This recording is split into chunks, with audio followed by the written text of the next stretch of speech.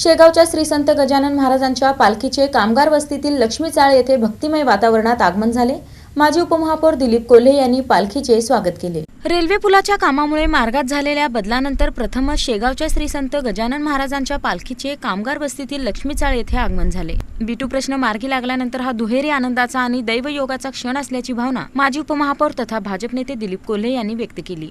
गजानन महाराजांची पालखी इकडे आली, मग आमच्या सर्व कामगारांचं एक महाराजांची पालखी आपल्या दारी आली। त्याच्या मागचा उद्देश एकच आमचा होता की अनेक वर्ष आम्ही या घराची प्रतीक्षा करत होतो। 18 वर्षाचा कालावधी लुटला, परंतु हे 3 मुख्यमंत्री झाले तरी होऊ शकले नाही।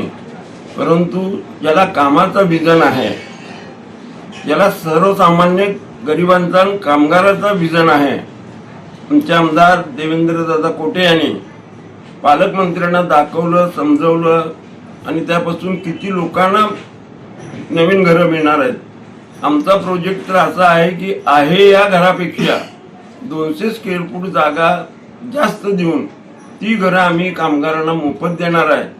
पुढच्या कामाला आम्हाला गती मिळो आणि महाराजांच्या आशीर्वादाने पुढच्या वर्षी ज्यावेळेला पालखी या ठिकाणी येईल त्यावेळेला निश्चित आमचे कामगार हे स्वतःच्या घरात राहतील हे आम्ही मागणं चांगलं टाकले। महाराजांचा आशीर्वाद 18 वर्ष झाला मी लढा देतोय, म्हणून महाराजांना आणल्यानंतर महाराजांनी एवढं पदरात टाकलेलं आहे पुढील बांधकामाचं आणि पुढच्या वर्षी पालखी येईल त्यावेळेला आम्ही नवीन घरात आमचे कामगार राहतील आणि राहणार आणि महाराजांचा आशीर्वाद घेतल्यामुळं पुढील कामाला पुढची आम्हाला अडचण येणार नाही, एवढंच मागणं आहे माझं।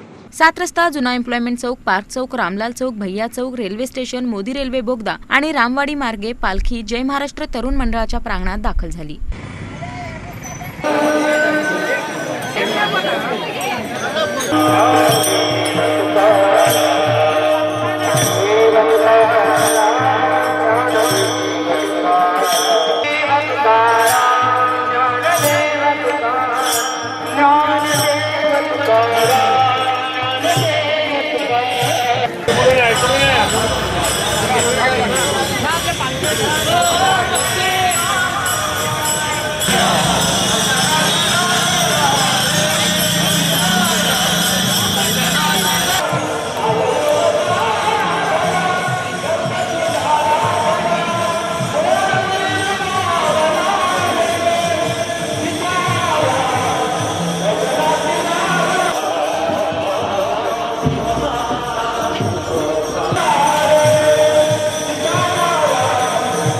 यावेळी दिलीप कोल्हे व माजी नगरसेविका मंगला कोल्हे यांच्या पुढाकारातून वारकऱ्यांसाठी चहा, पाणी, भडंग, साबण व तेलाचे वाटप करण्यात आले।